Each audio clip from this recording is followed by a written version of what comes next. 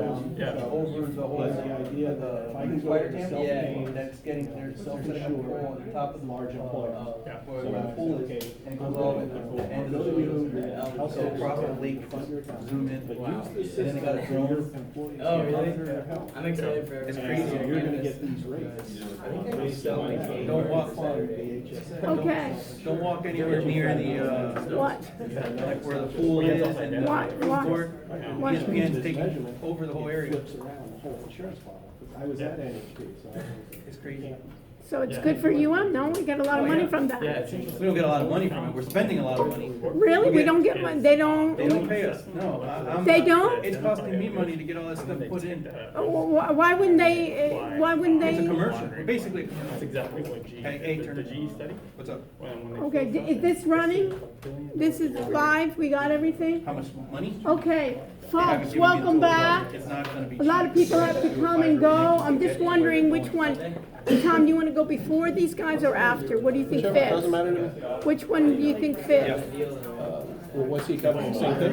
But he's gonna do more I technical. just left here. He can go, okay, so how are we gonna do this? Well, this is my class, which I'm really proud of.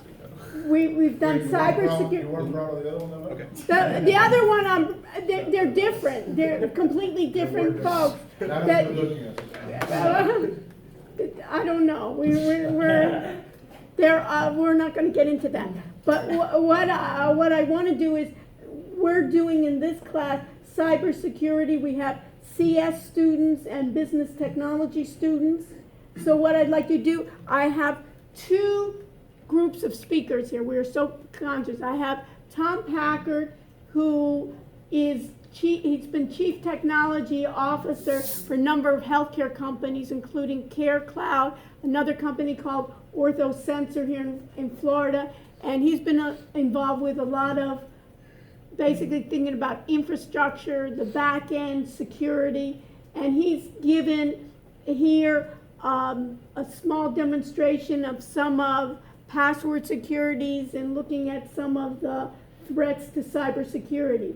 And I have another group here that are called Life Wallet that are Florida. Where's your offices even? In West Kendall. In West Kendall, West so. West, and you run out of gas, we're right next to you. Okay, so basically, and this is interesting, and they come from Apple, and they're developing healthcare solutions, basically thinking about it as part of your watch, and basically doing it for large organizations for tracking. How am I doing? Are you gonna be hiring me soon? So basically, in terms of monitoring, basically all your data in your healthcare, and also having it on a personal level. So I'm thinking, what I'd like to know from you guys, since we're in a technical, if you can talk about basically your development, how you're developing this system, how you're dealing with security, because you're dealing with health, health data, that's gonna be of an issue, and we can have some discussion, and then Tom can interject on some of the things that you're using in terms of thinking about health care security. So would you rather have Tom go first or you folks? We have to leave by 5:30, So, so if you can okay, talk a little bit. So can you? Tom probably knows a lot more than we know about. Okay, but I'm just saying, but if you can, do you wanna show your system? We could. Yeah, why don't we, so when we didn't do it the last time, if you can hook up your system and then talk about, you're the chief engineer, what is you wanna introduce yourself as well? My name is Kyle Curato. He's the code wizard. Okay, Janitor at Life Wallet. That's what he is. okay, so come over here and then we can set you up, and if you can help them set up here. And basically talk about your shop, talk about maybe, are you interested in, and then you can even talk about your company, and are you interested in any interns, are you hiring, I or? am, especially good looking ones. Okay, Let me tell you, well, in the age of Harvey Weinstein, that's. right, I was just gonna say, you don't wanna be doing that, There's Kevin Spacey also, right? Do we have it? While Kyle's setting up, Oh, we have it. I'll tell you guys, are you guys familiar with iPhones and Android devices? Both? Yeah. Do you know the difference in the security model? in terms of how they implement security of the data. So you have user data that's going back and forth to the cloud all the time. Are you familiar with how they implement the security model? Not in detail. Okay, I'm gonna tell you a detail. Okay. On Do you need the- you need a Or- marker or anything, or no? I have one here. Okay. So I'll tell you, I'm most familiar with the way Apple does it, we're familiar with the way Android does it as well. But I'll tell you a big difference, which I think is important for folks like yourself that are gonna dictate what happens in the future in security. So when I'm going to go into an iPhone and I'm gonna use my fingerprint, right? It's gonna read my fingerprint and it's gonna decide whether it's gonna allow me in or not. And the new phone, which Kyle has up there, I think it uses your face. I don't know if you guys have seen that. The way that Apple did the security model is really interesting, and I think it's something that everybody studying security should think about. Normally, the way you do those kinds of security systems is, you say, okay, you take the fingerprint data, you encrypt it, you send it out, and there's a server somewhere that says, this is Norb, so let him in, right? And that allows you to have a whole bunch of fingerprints in the system and a whole bunch of accounts. And the same is true of the Face ID. So there's been Face ID in the system before, but the difference is that they were two-dimensional, not three-dimensional. The one on the new phone is three-dimensional, actually does a map, a three-dimensional map of your face. So what Apple did that's different is they put a chip inside the device that actually stores your fingerprint or your face map and tells the software, this is Norb or this isn't Norb. So that the data, even though it may be encrypted, is never sent out. Therefore, it cannot be stolen. And also, even if you put software inside the device, the data is not in software, it's inside a chip in hardware. And so that's a wonderful approach. They're doing the same thing now in the new phone, which is expensive. One of the reasons it's so expensive is, of course, the OLED screen, the Face ID. But as they put a chip that I think is 600 billion operations per second for machine learning. And they did that to be able, I don't know if you know it, but if you're looking at the phone and the text comes in, if you're not looking at it, it doesn't show the contents of the phone or the text. But if you're looking at it, it'll show you the text, right? So all the time, and you guys probably know since you're CS students, that's a huge amount of computational power that you have to be taking the face in three dimensions, in with the different gestures. angles, as it's moving. And it's doing that all the time and determining whether to let you in or not. And all that is in that chip inside there so that they don't have to send it out and get permissions on it. So that's an approach that we should all think about because today we have a lot of things going to artificial intelligence and machine learning, but the way we're gonna implement that is we're gonna be getting data from all of you all the time. But if we have to be sending that data out to get analyzed, then we're exposing all that data all the time, even if it's encrypted, right? If you can do it inside the device, it's a different design approach, right? Because of course the devices are gonna cost more if you have to put all those chips in. But it was something that I wanted to tell you guys to burn time while he was ready. Okay. So we don't have the actual an HDMI adapter, but I'll talk through it. Since you guys are security based, I want to tell you a story. I used to work at Apple. I was there for 5 years. I worked in the R&D division. So I worked on the Apple TV, the Apple Watch, iTunes, App Stores, all that stuff. That was part of that team. But in iTunes, they have a crypto team, cryptographers, and this team is a group that the rooms are always dark, and then you never see them. And one time I went and asked the manager, hey, where's your team?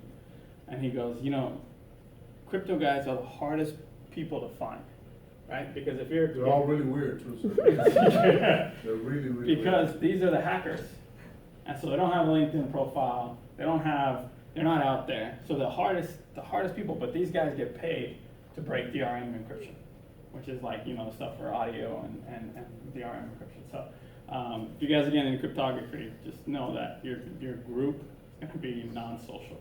Right? We're kind of weird as just to start. So let me give you a little bit information about LifeWallet. LifeWallet is an ecosystem for your health, really. It does monitoring for your loved ones. It does monitoring for patients, for readmissions, and you guys know this, but having the phone in your pocket, information is always being collected on you. Your steps, which equal activity, which equal calories burned. And that information is always being, we kind of aggregate that with your permission. Everything is geared for us, consumer, is the center of our ecosystem. So you give the permission, you allow what you want to share, what you don't want to share to anybody. And then we grab that information in the background and we send it to the person monitoring. It has to be a care team, it could be somebody in the Keys, it could be somebody in New York. It can be anybody that's monitoring you to improve your health. So that's kind of the high level. I mean, there's a lot of more specifics, but we do a lot of analyzing of the data. For example, I have an Apple Watch and it does about 10 to 15,000 heart readings a day. So we're gathering that information all the time.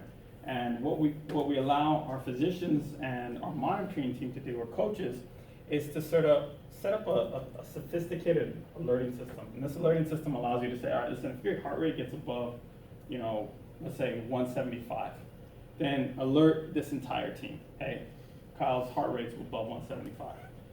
If you're a diabetic and it gets below 60, maybe you just want to alert the consumer, say, hey, you know what, I bet you're low, take an orange juice.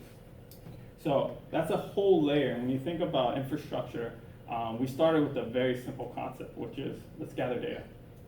So we're gathering data, and then we built on top of that. And I think if you guys go into AI, I think there's a lot of hype around AI in terms of, they think it's blown out of proportion. People say they do AI, it's probably not really AI, it's probably rules-based. If this, then this, if this, then this, and they call it AI. Well, they get more funding. Exactly. So our whole system is AI. But I think when you think of AI, think of something very simple. Apple's done a great job at this because they're starting to do it with heart rates, where they're aggregating enough information. They waited 3 years to get 3 years of data. Right? Think about how many phones are out there, and think about how much heart rate is being collected. And then they decided, okay, we have this data, let's analyze it. And just that simple concept, they're just alerting the consumer. They're not diagnosing you, they're just alerting you. That says, hey, you know what? There's an abnormality. They actually have saved a few lives already. People, I got a notification on their watch that said, you should go to the doctor. And people with arrhythmia, AFib, those kinds of things. So I think when you guys think of AI, I think that's one of the things you should focus on. Solve a simple problem. So you're dealing with Apple products, I guess, to begin with, right? Mm-hmm. And you're gathering that data with permission, or how are you gathering? Yeah, so I'll take you. We have all kinds of devices, not Yeah. just Apple. Yeah, Right, but, okay. I'll walk you through a scenario. Yeah, so walk me through a scenario. We got selected by GE to monitor pre-diabetics. So what happened is Baptist identified 50, 70, or 100 pre-diabetics and said, hey, listen, we want to monitor this to prevent them from becoming pre-diabetic to diabetic, Okay. right? Because that correlates to money. Right. So what we did is we set up Baptist. We sat down with the physicians and we said, okay, come up with a plan for pre-diabetes. And theirs was really simple, and it was, I want you to reduce your blood glucose between this range. Started with that. Yeah.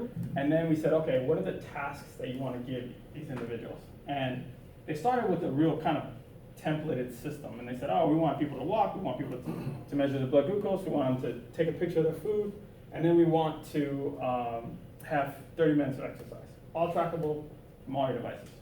So they started with that. And then we said, okay, what do you want to monitor? And they said, what do you have? I said, we have everything. So we have nutrition, we have vitals. So how do we get nutrition? We get nutrition from all the apps that you guys use, which is MyFitnessPal, MyPlate, all those things that you guys use on a daily basis. You just continue using those, and we'll gather the information for you, and then send that. So they picked, carbohydrates, protein, calories consumed, heart rates, blood glucose, and then they said, okay, we're ready. So then the participants had iPod touches because they didn't have phones. They had They didn't have phones because they were socioeconomic, or you just? Some of them had phones, the ones that Okay, didn't. but you just gave everybody, okay. Yeah, as part of the project, Project. as part of the project with This Baptist, is your, they okay, said, okay, we're gonna give people iPod touches. Okay. Let's see how that works. okay, Which was a challenge for our system because if you guys know how those work, you have to be connected to Wi-Fi, yeah. right? So how do you do that? So we had a lot of success. What we do is, when all the information is being collected, we send it once the Wi-Fi comes up. So, but that's all encrypted Okay. on your actual device And you had them sent to where? to our cloud. To your cloud? Yeah. And your cloud was where? So our stack, if you want to know our stack, Right, yeah. so our stack, it's changed a lot, and when you guys get your startups, you'll pivot on your stacks. It's kind of flavor of choice, but we started with the Cassandra stack, which is a large database. We scaled down to a Rails. We do Rails, AWS. We have a middle layer of Node. We use, what else? What else do we have? Postgres for our database, a SQLite database.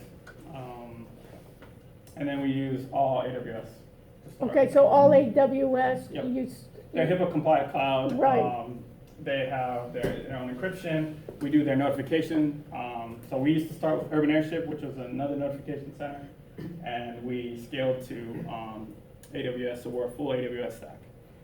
We've done integrations with Aetna, which is a large Epic. We've done a large health organization. organization. EHR. We've done Epic. What else? Athena Health, we're doing. Athena Health, yes, Athena Health. And we're gonna be doing Cerner. So in that case, where's your challenge? For you as a tech For the person? integrations? Yes. Yeah, so. They build crappy software. I know. Exactly. So one thing you'll learn is that when you have legacy systems, they're not able to handle that much volumes of data. Right. So what you have to do is be smart about how Because you- they're old systems. Yeah, Right. and anytime you do an integration, you have a mapping layer, some sort of transformation layer. So like a layer that comes in where the information is coming to you, and you gotta normalize it to whatever you're going to. And that is the biggest problem in any integration. It's the one that takes the longest. The government is trying to come up with a new standard called HL7, but it's not widely adopted. So a lot of our integrations are custom integrations.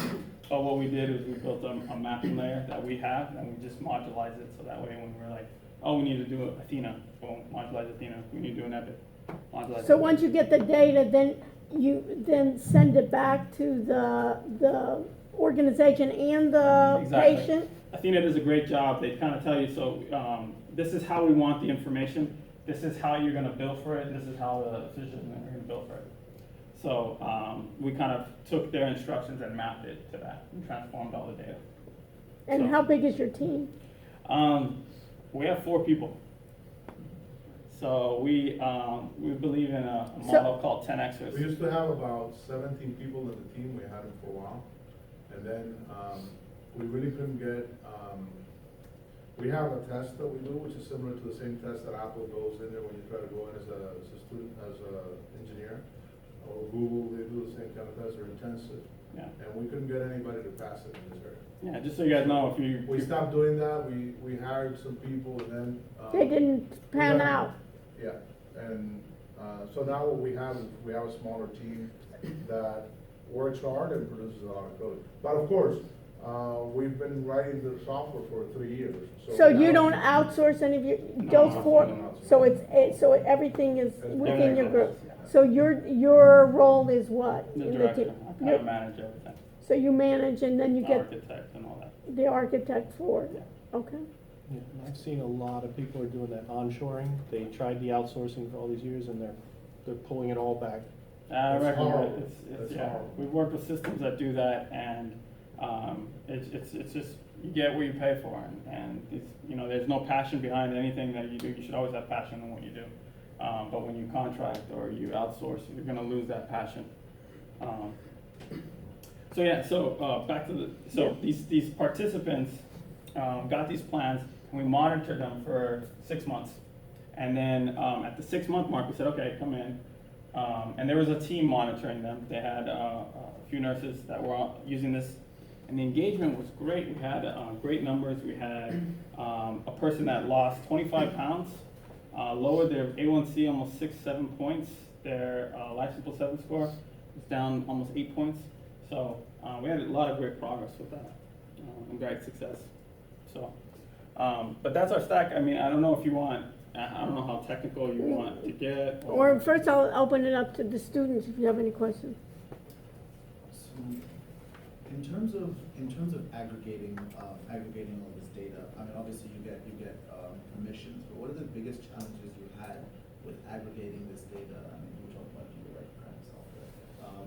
APIs are often terrible. So sort of what were the kind of challenges? How'd you overcome those? I think the hardest problem we had to solve wasn't necessarily the storing of the data or the aggregation of the data. It's how do you engage the consumer? Like if you guys don't know this, you have about a minute at most for engagement in each app. Other than that, you're gonna lose them. If you require them to be longer than a minute, it's either a social media platform or you're an awesome app. But you only have about a minute. So what we did, the hardest part for us was to design the software so that you didn't use the software. And that was the hardest thing.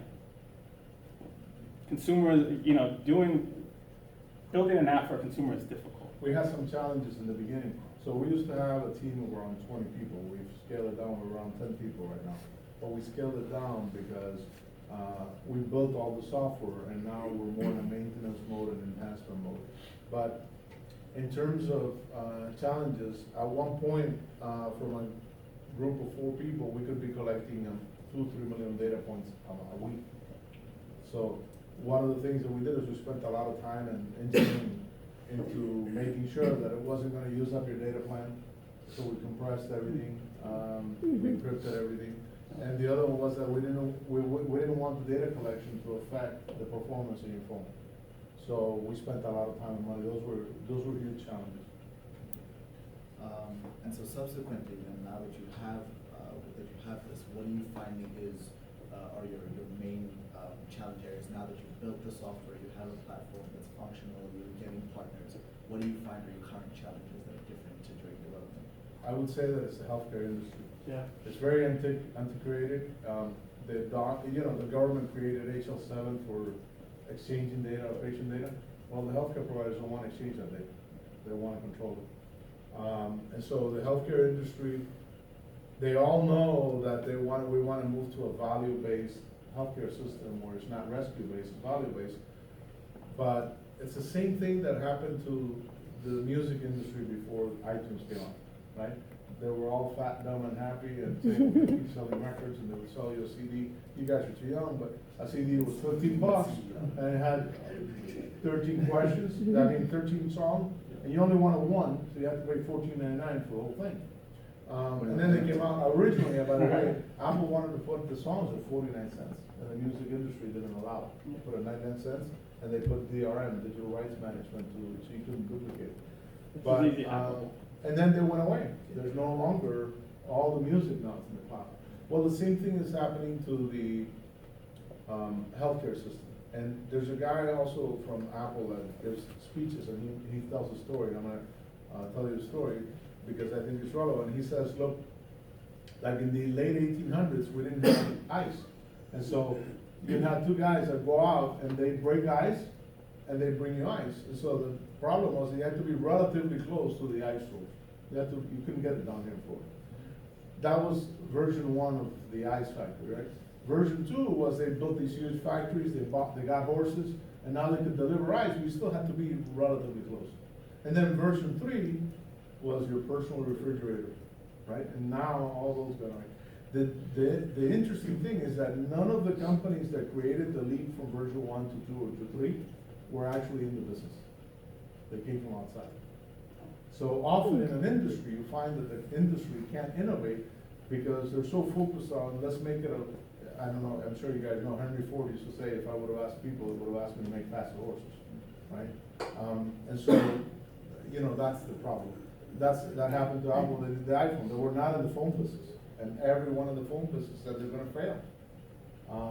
Well, it's almost like disrupting that technology. You see it from outside rather than Yeah, within. you have to give it another focus. So our biggest challenge is the healthcare industry.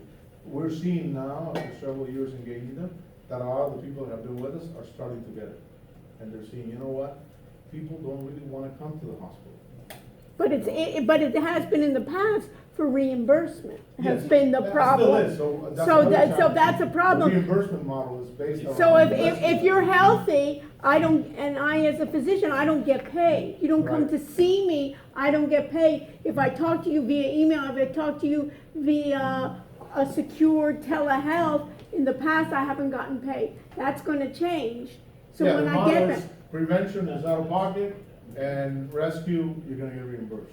In reality, they need to It would be ideal if they flip that. It's basically, if I give you 5 surgeries, I make money. If I give you only one, you never get surgery because you're well, I don't get money. So it's those types of things. But where do you fit in, I guess, in in that business model? We're Where do you totally think? screwed.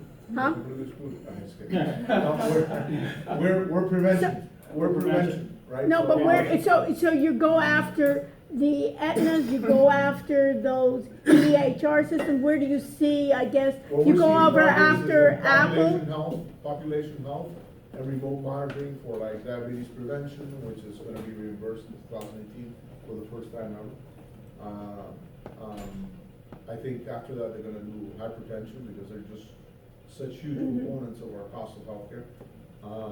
And what about that whole idea of using social media in the way that I think if I want to get better health-wise, if I have a group of people, they can encourage me to get That's- better. So we actually have a project that we're working on, a grant for using social media to help with medication adherence, right?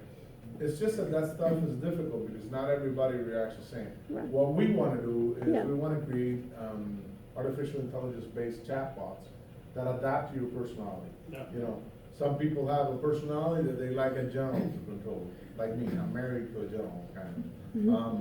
Other people have a personality that they like positive reinforcement.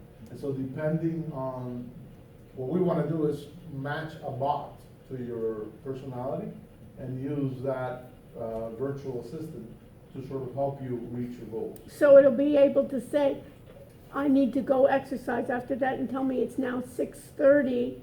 Well, I think And it get picks going. up patterns, it understands you, it understands your. That it's Monday, Wednesday, habits, you your finish, lifestyles. you Yeah, finish maybe the that you like class. to walk at night and not in the morning, or Right. those kinds of things, to try to, different people react differently. to different And what things. about predictive analytics? Are you gonna get into that business Oh, yeah, too? we are in Yeah. that business, we just don't have, we have about 20,000 assessments today. For predictive analytics to work, you need 200,000 or more, Right. so Yeah. we're on our way there. And we're looking at the heart rates, you know, we're getting large volumes of data. And who's helping, who's doing the analytics or the big data for you to do any of that forecasting?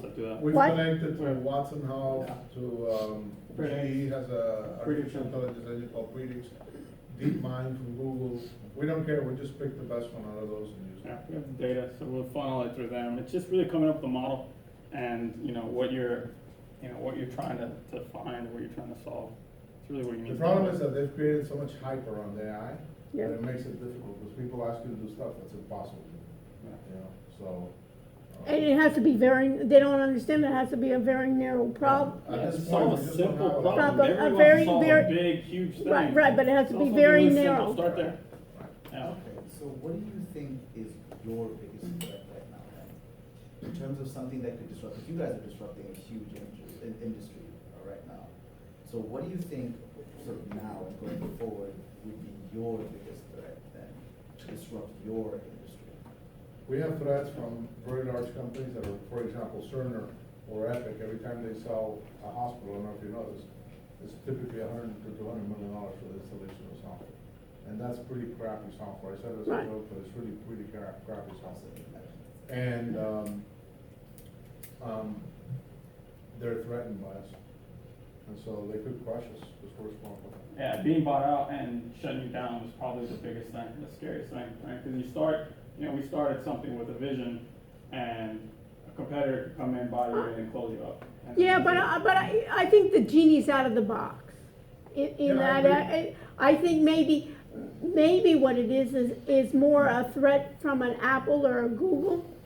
That's true, too. You understand that, Working to solve the same that problem. they're all, if you think about any of these people that you've seen, it's all the same issues that everybody's dealing with. How do you monitor consistently? How do you get feedback Yep. to the patient? And somebody like an Apple, or even the idea of video. We had Modernizing Medicine Yes. here, one of the physicians that's also at UM. Yeah. And they were here, and their model was, they had their iPad, and one of the problems people were thinking is, the physician doesn't even want to go through all those processes and answering it, but it's almost that combination of video and voice, and then if you get somebody intelligent, that I can record Yeah, our sessions with you and then try to be intelligent and do structured, yeah, and I think that's okay. where there are areas of machine learning today that can help. For example, when we do a video conferencing in our software, we'll take the audio and we'll send it to Watson and have it transcribed. And we have it pick up keywords and sentiments, so that they tell you the person is hesitating or they're frustrated. It's not 100%, but it started. enhances the customer service experience, right?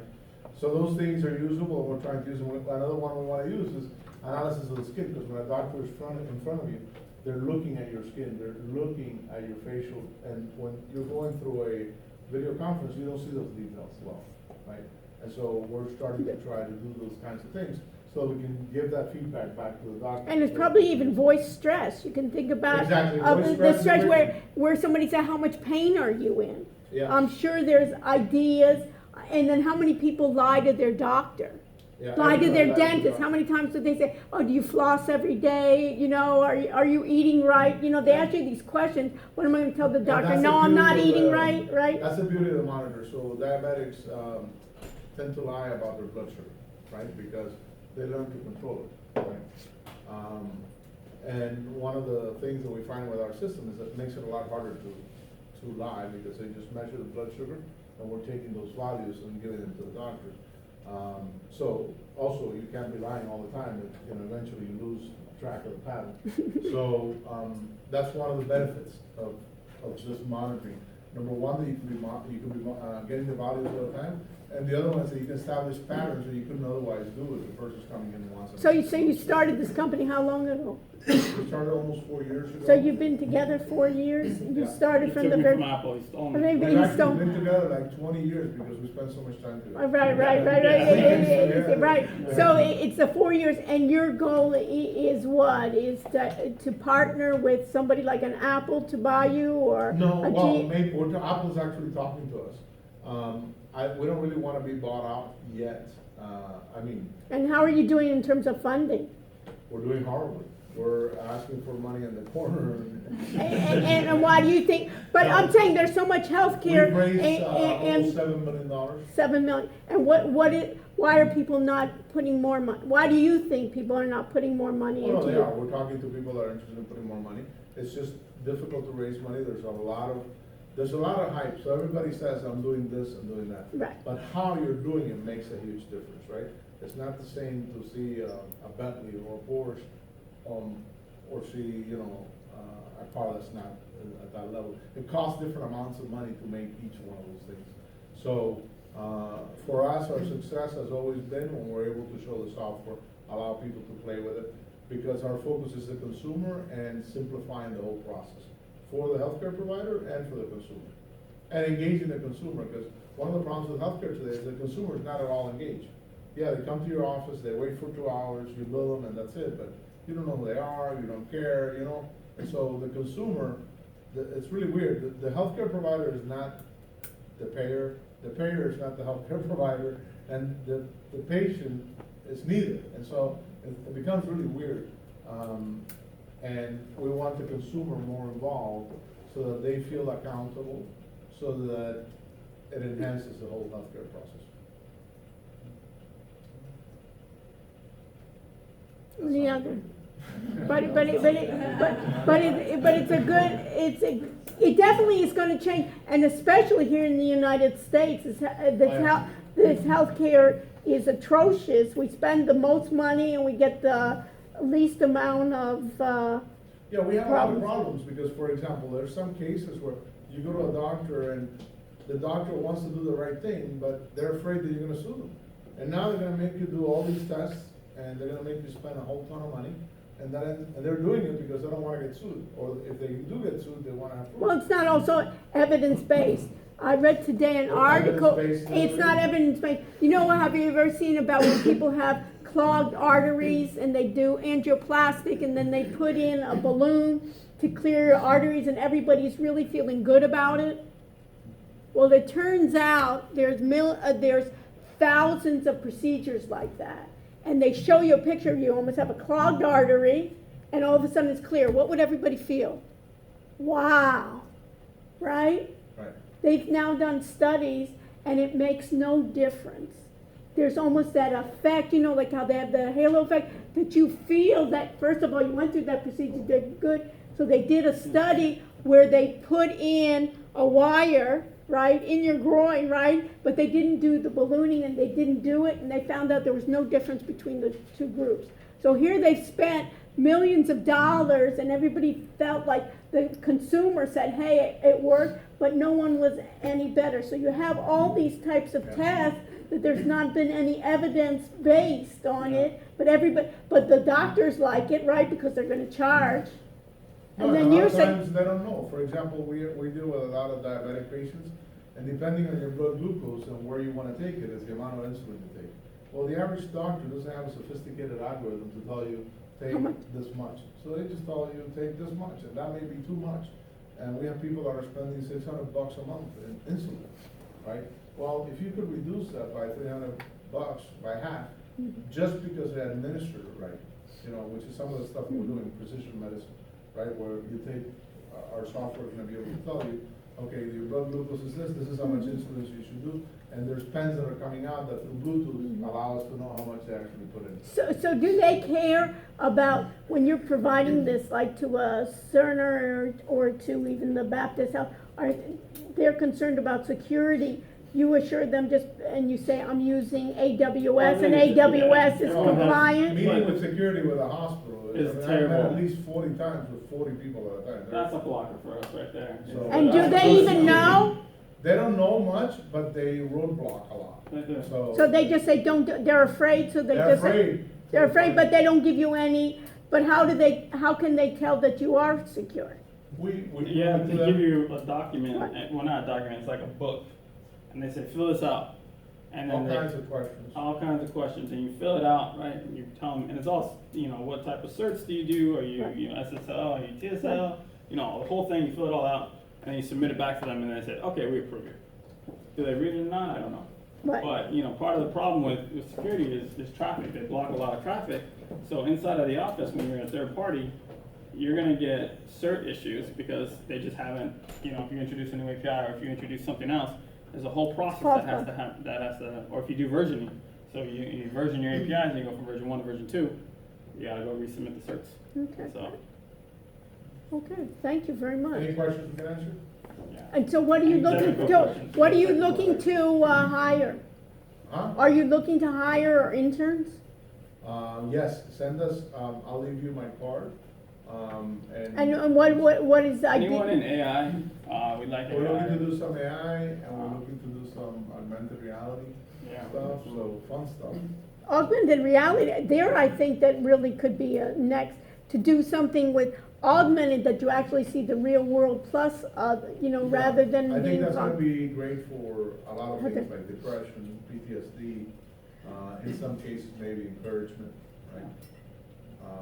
I don't know, but we have some projects that we're playing with. So always stay in touch with us, we're pretty open, so if you guys wanna come by the office or talk or whatever. Yeah, and if you guys ever wanna talk tech, email me. Okay, I do you all the time. wanna, do you have cards or something that we can No, okay. Okay. Norm doesn't let me Did you wanna- give out my card to anybody. present? Nah, yeah, he approached me from Apple, so he doesn't want that same thing to happen again. So you have my, You guys you know have my now. email, Okay, great. and you guys can contact me. Yeah, what are you guys doing? Well, I don't give out his card. Currently. People try to hire him. Working on, I work on Linux PC, all that Linux. stuff. Yeah. But, My cloud's built on Linux, uh, Linux machines, actually don't know that. yeah, on the Linux machines, Yeah. server farms. But yeah, basically the current project that I'm working on to get stuff is some GUI stuff regarding 3D stuff. So I'm looking at implementing a 3D platform to an application. Allow you to manipulate the room and know how to do more stuff with the AR kit. Yeah. Kind of want to like how IKEA has that. Yeah. AirKit is awesome. Yeah, it's awesome. That app is really great. Like, Yeah, man, and Apple did something great for any AR developers. They unlocked every single phone now has AR capability. So if you're an AR developer, you just have that many more developers now. So, yeah, I like some buyers. Well, thank you, guys. Thank you, Norm. Thank you guys very much. Thank you very much. It's good to see somebody in town that are doing something, okay? I'm sorry? It's good to see somebody in town doing something, Yes. right? That we don't have to go out to Silicon Valley, right? know. to do it. But Cuban coffee is the reason I came. That was the thing. Okay, thank you so Have a much. next meeting. Okay, so Tom, you wanna give All right. these folks basically what your Sure. background is? Cybersecurity, it's getting crazy out there. I'm Tom Packard. I was the founding CTO at CareCloud, which is a company here. We raised $130 million. All told, the 4 startups that I've worked at and started, we've raised over $250 million here in South Florida. And they're all healthcare. All healthcare, sensors, healthcare. The new one I'm working on is gonna be bigger than all the other 4 put together. I mean, we already have the IP, we've already built the product. Do you I'm have it actually- there? What? Do you have it, that little?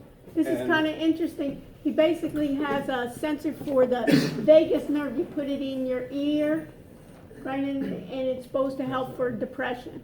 And so they're founding, it's called Software as a Drug is a new thing. Search on digital therapeutics, bioelectricity, because you'll share that other slide deck. with me. Yeah, I There's a can. really good TED talk I included in the other slide deck about how now medical researchers are getting into using electricity to stimulate the growth of different wait, hormones and different nerves. Right, I just wanna give him, but this So- is his new company so, yeah. where it's vagus nerve. So basically, they're doing this in order, they're thinking that it will then help with depression.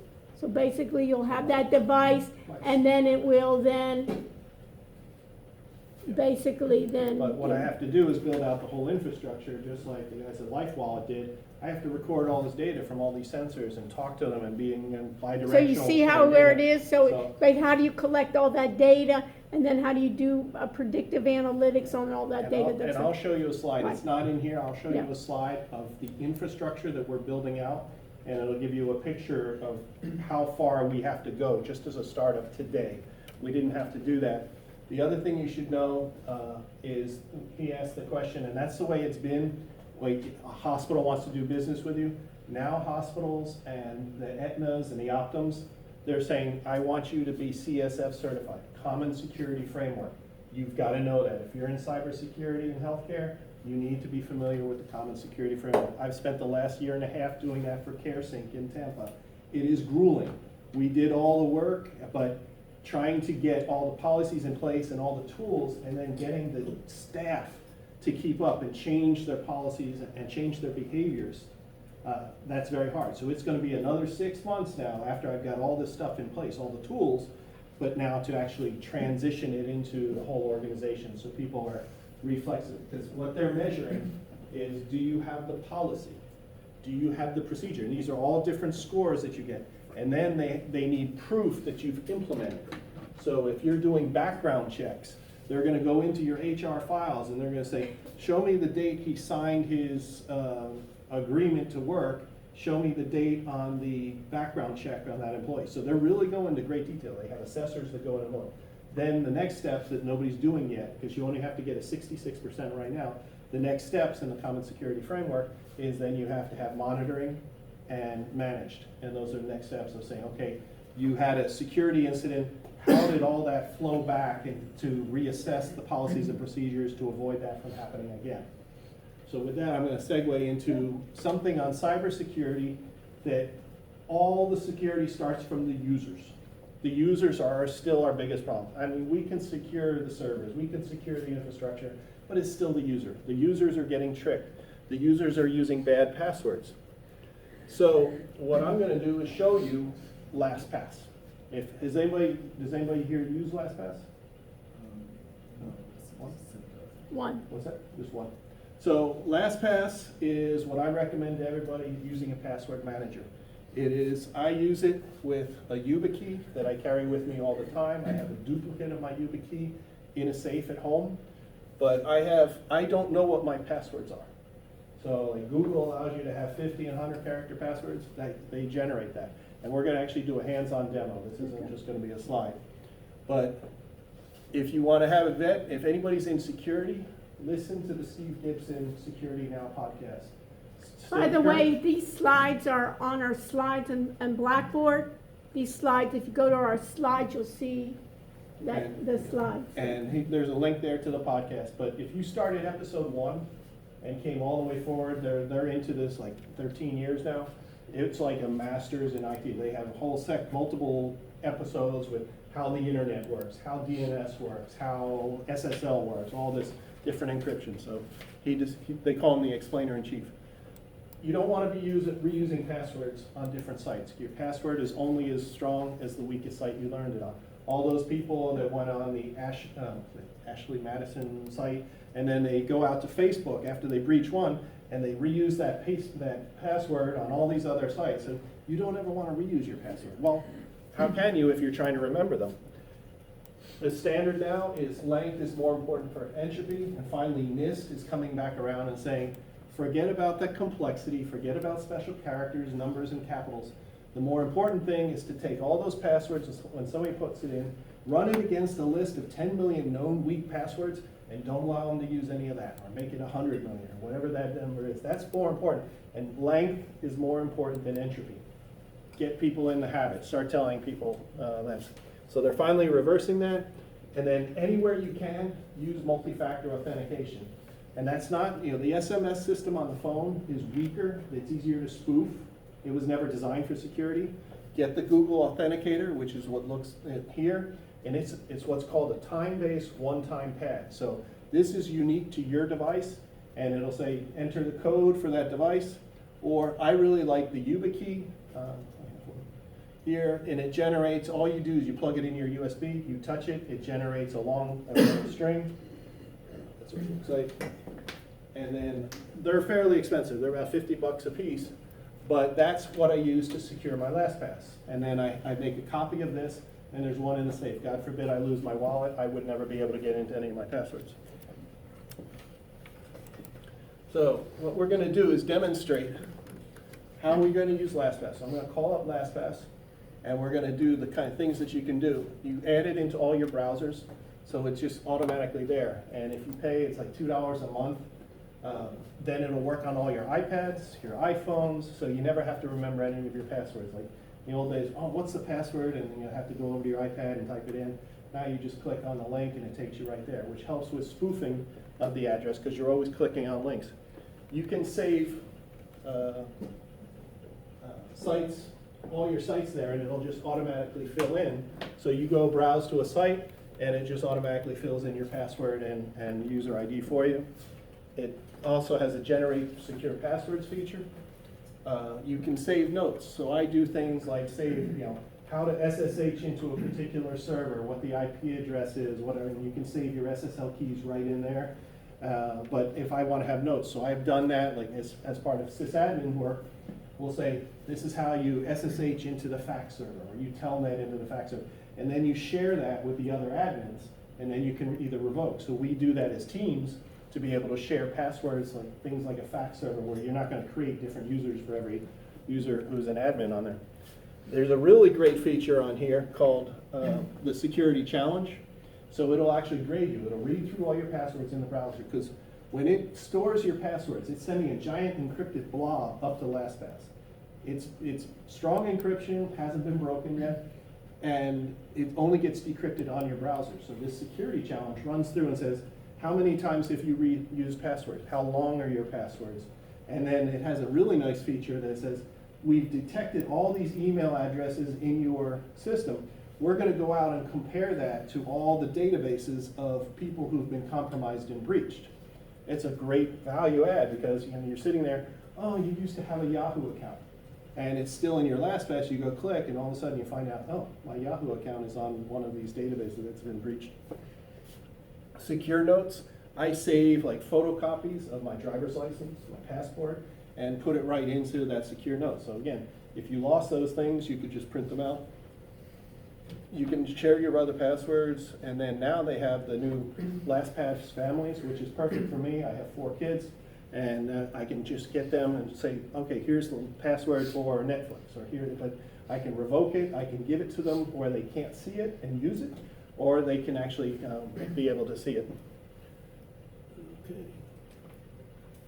So we're gonna jump out of here.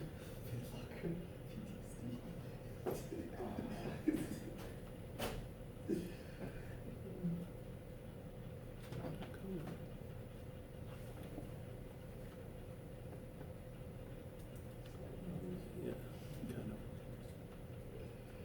There it is. It's kind of small and low resolution. So I'm gonna open my, So we're doing one, and so we're. so this isn't LastPass in the browser. So I clicked on a link over here that opens up LastPass in the browser. So I'll use Cooks Illustrated as a password. So if I want to, or let's just go to something harmless, Nest. So just by clicking on that link, it's going to take me into Nest, automatically fill in my password, and log me in. So that's a lot easier. Like, I didn't even have to go look up my password or anything, but I can, well, everybody's away. So they're out having Yeah. fun, right? Yeah, so, so I can go and control, but I wouldn't want just anybody going into my password, but I have to have a strong password.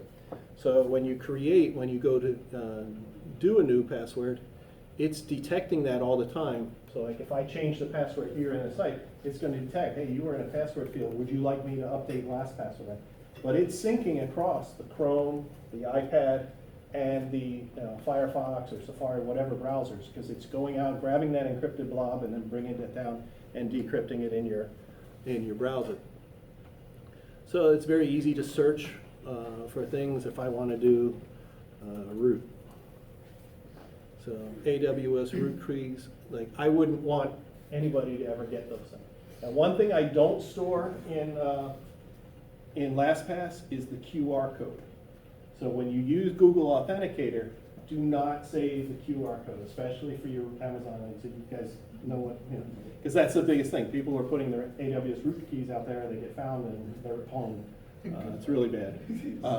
So when you do that, save the QR code, print it out, because if you change your phone, you've got to go get all those QR codes to repopulate Google Authenticator. Otherwise, you have to call Amazon, tell them to turn off multi-factor authentication. But if you have 10 or more services using that, it's going to be, so it's easier just to save the QR code, print it out, save it in a file somewhere. So if you want to go look at notes, like you can, that should be an old one. So you can just edit notes, and then you can save the type. You can add an attachment, but you can do different spin right. Let's see. So you can say edit the note, make it a favorite, but you can save, like, where's just trying to find an obsolete one. This is it.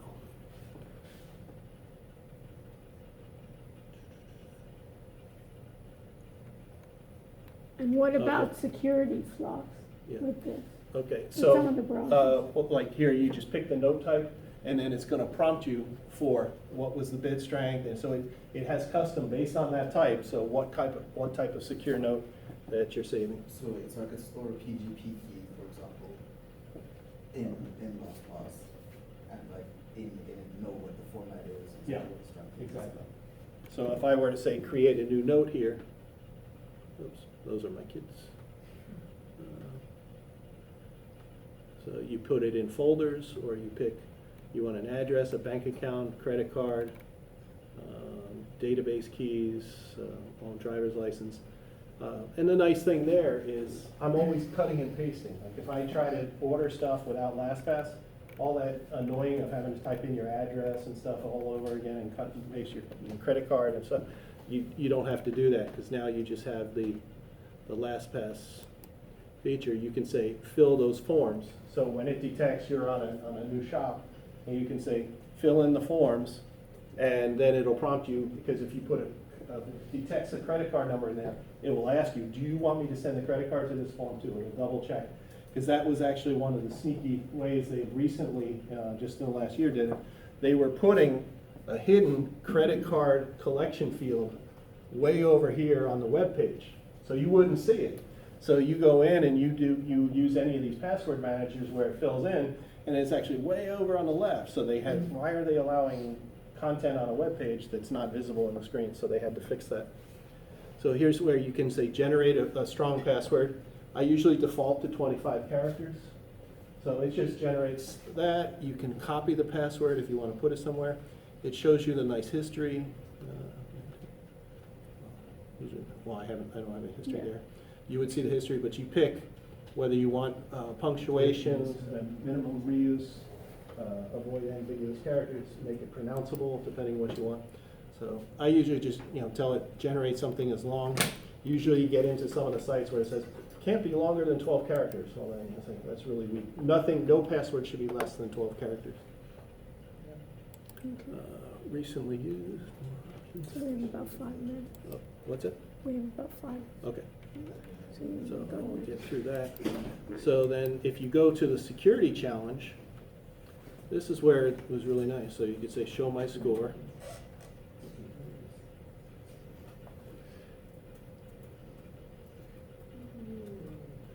That's And the only password you have to remember. yes. Yep. And so you make it a good one. And like You didn't remember it. What? Oh, all right. That's the only It's so problem, good. that it doesn't remember. But do you have Yeah. your 2FA on your LastPass? Yes. But because this is my machine and I've said trust it for 60 days, it's not re-prompting. But if I went to another machine, and when you go to the LastPass site, when you set up the account, you say, do you want to allow access only from the United States? And there's all sorts of security problems, like how many iterations of encryption should it go through when it generates that. So I have an 88% score. I'm in the top 4% of all the LastPass users, and my LastPass password is 96 characters. So that's pretty good. We use this in enterprise. So then for all, when we're doing these healthcare stuff, I have to know whether my executives have strong passwords. Because if they don't have strong passwords, then we get things like the CEO, and this is a Clicks true on. story. What? Nope. The CEO went to New York, he's in the middle of raising, his Outlook account got compromised, his Office 365. They added a little hidden rule in there that forwarded all his emails that contained word financing, bank, all this stuff, forwarded it out and moved it into an RSS feed folder over here, but they were forwarding it outside the company. All because he clicked on one link.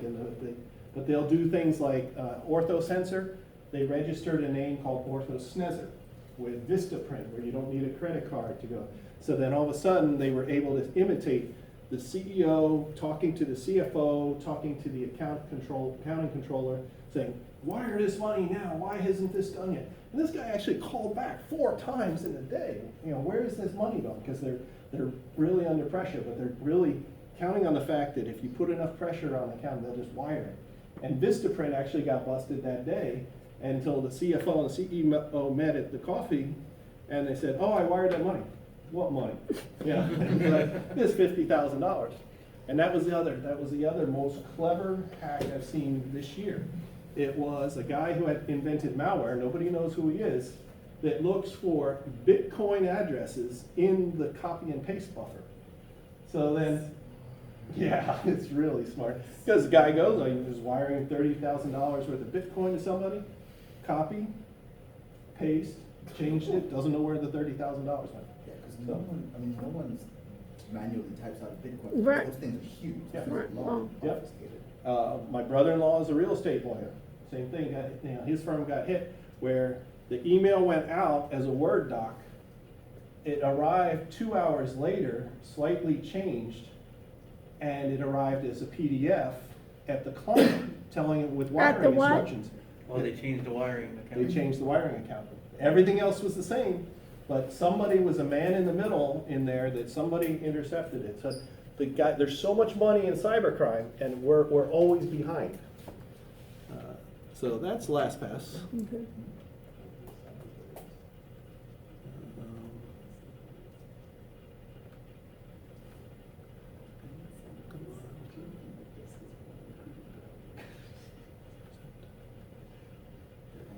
Okay. So if you want some extra tools that you can use, most of them are free. Definitely, if your drives aren't encrypted, encrypt them. Don't let another day or week go by. FileVault 2 is awesome.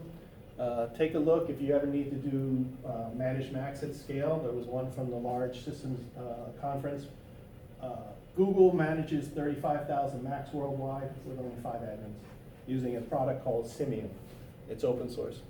Jump Cloud, if you have to set up any friends or families, sign them up for Jump Cloud. It's directory as a service. It gives you Samba, Active Directory, SSO, so any friends, and it's free up to 10 users. So you can go, now you can have single sign-on for all these accounts. So if you're on Teamwork, so if you want to have G Suite with Atlassian, Confluence, and Jira, you hook them up with Jump Cloud, and you automatically have single sign-on for all your users. Okay, JMF, if you need to manage Macs, if you have, you can, with JMF, that's also Casper. JMF now lets you manage up to 3 devices, your Mac, your iPad, and your iPhone for free, forever. Lets you manage remotely wipe, doesn't let you track it. Simple MDM is a little bit better. They got rid of their free version. They only have a free trial now.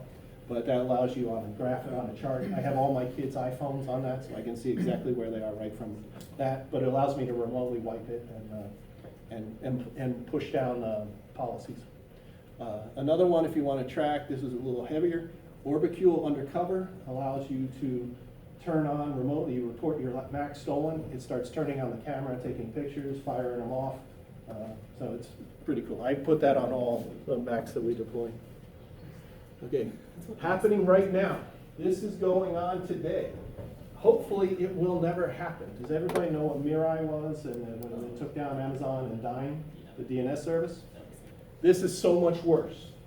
So I'll leave you this slide. This is called Reaper. This is happening right now. Nobody knows who's behind it. It's probably nation state. But as they say, it's state of the art, IoT. But this is an example of all those routers that will never have patches on them. We've deployed the Internet of Insecure Things. These things were not designed to be out there on the internet. The AT&T Uverse had routers, all have vulnerabilities in them that they're not patching. But these are all old, Cisco routers and Linksys routers. They're out on the internet, they're being compromised. And Mirai was only 50,000 devices on there. This is 3.5 million already. And nobody knows, they haven't weaponized it, but if they do, if you got 50,000, look at what they could do with 50,000 devices. And only because they made it, you could just put a little DNS entry in and it made it go away. But this is going on right now. This is building daily right now. So just want to let you know that this is what we're up against.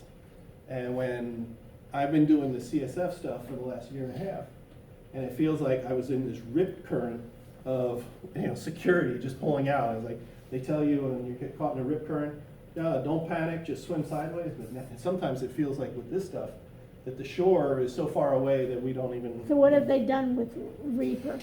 Nothing. Nobody knows. It's out there building daily right now.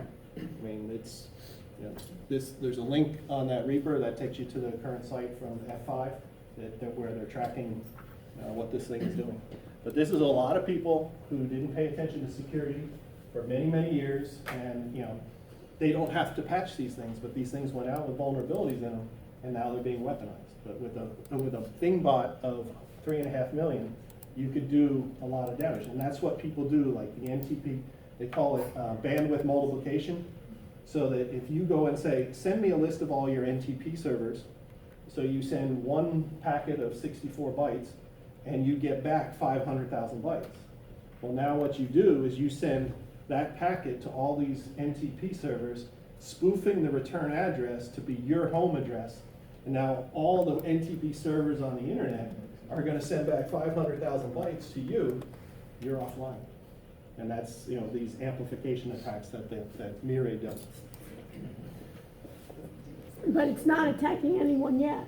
No, and hopefully it doesn't, because It's almost like the calm before the storm. yes, and so I just want you heard it here first. Okay.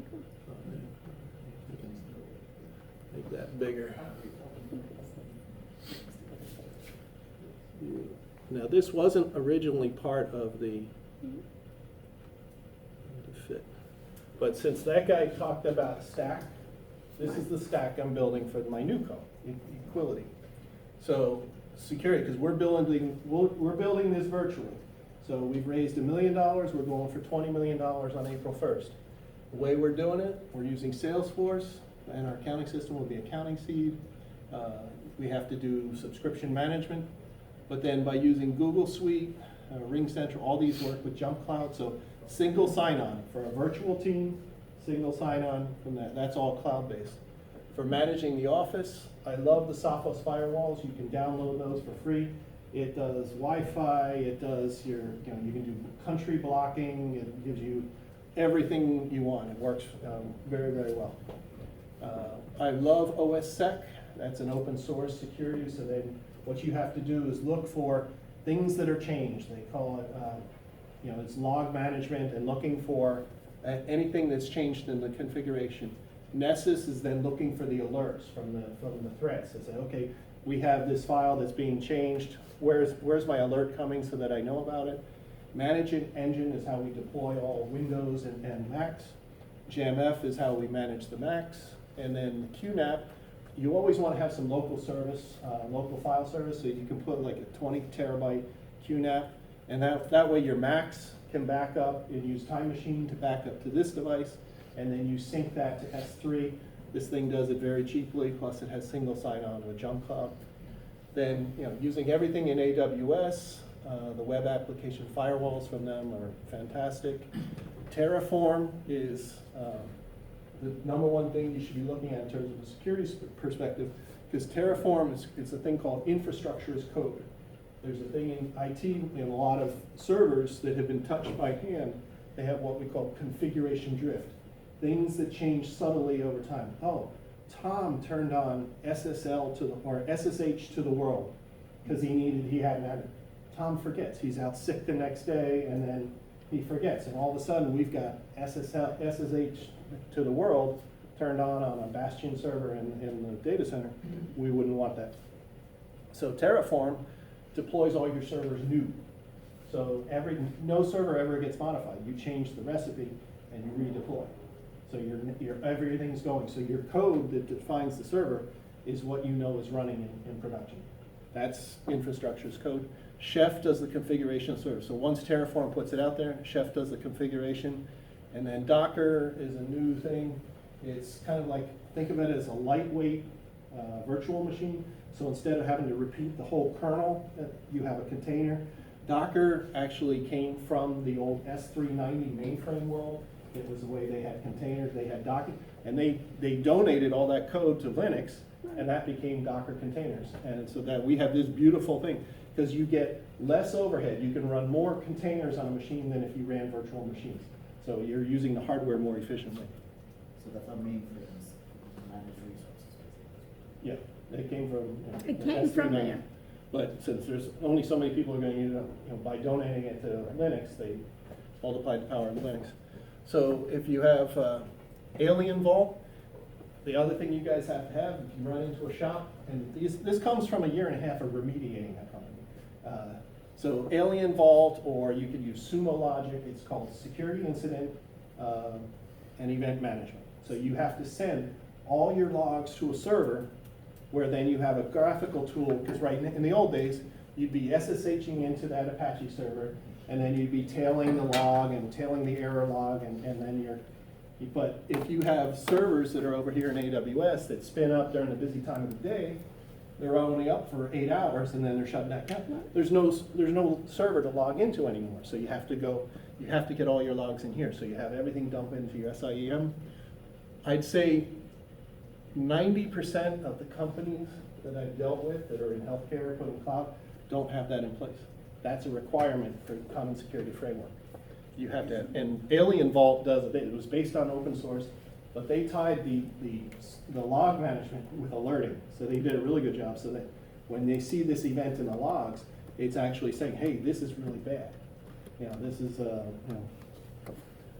directory server. I'm a big fan of Postgres. Don't ever use MySQL. Postgres is a better license. Then you'll run into healthcare. Redis is a caching layer. If you need to do Talend, what's that? Okay. Talend, if you need to do ETL, extract, transform, load, that's a great tool. Again, open source. you need to do HL7, we like Mirth. There's a new thing called Fire. I'm personally a big fan of Rundeck. Most people used to use cron jobs to schedule things, run in the background. Well, then, again, you're back doing SSH into the server, looking, did it run, didn't it run? Rundeck gives you a nice little graphical console. You can see all the jobs running, how long they run.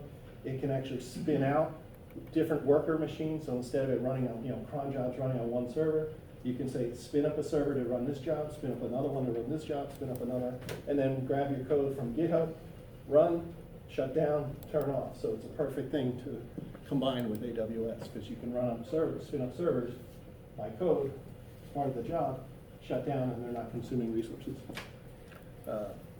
Only other thing for security, this is software development, Veracode. Get into these static and dynamic code scan. Veracode is very good. You go out and you subscribe to it. It's not open source, unfortunately. It actually scans through your PHP code or your Ruby code, or if it's C++ or C#, it reads through the binaries, and it looks for vulnerabilities that it knows about, and then it tells it as part of the commit process, it's telling the developer, hey, you just introduced a cross-site scripting vulnerability or a SQL injection vulnerability, but it knows that. So that's another new thing people have to get into. We haven't really had experts that review our code for security. And how often is that updated with CVE? So like Every single day. Okay, so Every single day. Yeah, and then there's other tools like Qualys, where you can actually run scans that are updated from the CVEs every single day. Yeah, because you may have been, if your scan ran on Sunday night, there's a new vulnerability found on Monday, you want to know about it Monday night. And that's basically it. That's the stack. That's of the a new nice company that's slide. being built. That's a very nice slide. Very good. So, but that I can't get to. Yeah, but that's very nice. So you kind of use that for all your companies? Yep, yep. Very nice. Well, thank So, you. any questions? Over? Okay. Well, thanks for your extra time. Thank you. Thank you. No, but it was very good. I can see, so now basically, I guess you're kind of also a consultant for new companies to tell them how do you set up that back infrastructure. Yes, and that's. It would be even a good thing to work with Norben, giving them, Yes, because it seems like they really don't, They- they're new to yeah. healthcare completely. They You kinda understand, changed they're the from structure. Apple coming in and they're saying to themselves, what should I do now with healthcare? And you've been in so many years in healthcare to give them that background. And They're to give you good, they're my- great yeah, coders, my- but they my really don't know the healthcare favorite market example well. of the atrophy of skills in healthcare is in 2004, when I was at Neighborhood Health, the head of operations kept referring to the desktop publishing team, there were 5 of them, as typesetting. But that was the mindset, that in 2004, the VP of operations is calling them typesetting. I said, they're desktop publishers, they are not typesetters, but they're just way. Well, and also that industry has been always way behind any other And industry. it's who you know, not, because you have to have your friends and they only hire other friends. So it's really hard to break in. And even when I met with the C-suite of Optum, and the first thing out of all their questions was, what are we gonna do about it? This is how the battling is going on inside of healthcare. You've got Optum, the biggest payer in United Healthcare, that's their like data side of United Healthcare, saying, what are we gonna do about Epic, which is also known as Judy's cult. Judy Faulkner is the founder of Epic. But it's an old database, it's a schema-less database called MUMPS. It's never From had to the really do VA, upgrades. that's probably from 1970, Yeah, yeah. And that's what we went with. huh? And that's what we went with. And you know how many millions we've paid for that? I mean, but it's been that disruptive, that's what I'm waiting for, those kind of I was in medical companies. when we bought it. so Right. I hate Epic. Yeah. One of the reasons I got out of medical Mexico, campus. right. Well, get behind, John Halamka has already said FHIR, F-H-I-R, is HTML for healthcare. So I trust John Halamka, his blogs are worth reading. He's in health, I think it's Brigham Women's up in Boston, he's the CIO up there, but real thought leader.